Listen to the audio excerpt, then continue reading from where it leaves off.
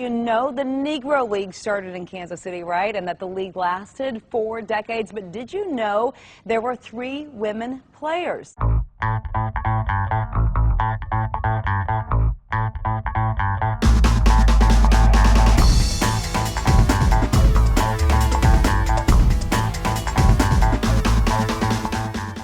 At a time our nation's pastime separated black from white, the Negro Leagues had women players. They could fill a void. If a player was absent, they filled the bill. Toni Stone, she played for the Kansas City Monarchs. I think she would have been the constant learner. She really took advantage of learning from the best. Anything from learning how to stand and hit from Jackie Robinson to learning the nuances of the game.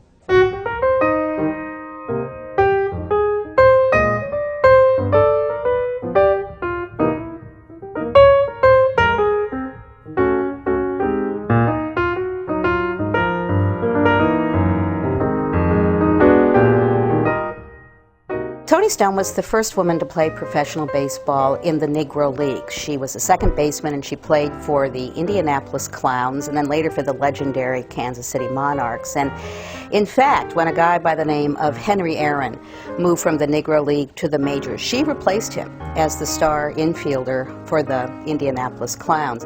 And she played with people like Satchel Paige, Ernie Banks, Willie Mays, Buck O'Neill. Lots of people know Buck O'Neill as the later became the coach of the Chicago Cubs, but a much beloved figure in baseball.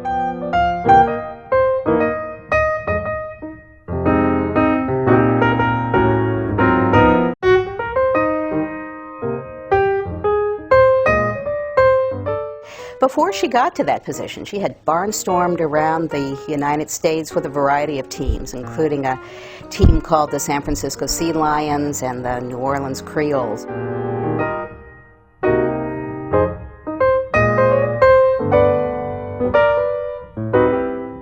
She was born in St. Paul. She spent most of her adult life in the Bay Area of Oakland and San Francisco. She said, "I love my San Francisco." I think if Toni Stone were around today, she would be rooting for the Giants. Baseball historians call her the best baseball player you've never heard of.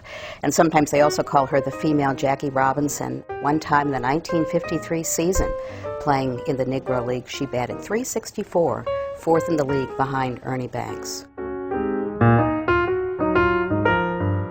People often ask me what kind of a baseball player she was. She was scrappy, she was determined. I think her story says a lot about persistence and heart, but she was also a great baseball player. Well, folks didn't want to play no sports, not no baseball. It's sort of a disgrace, but I didn't care.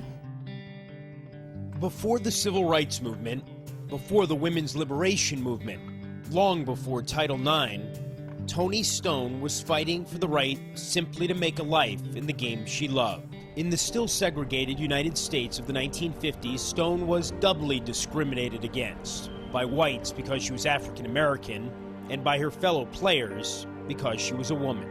Boys teased her, they called her names, but when she started helping them win games, I think that's when she won them over.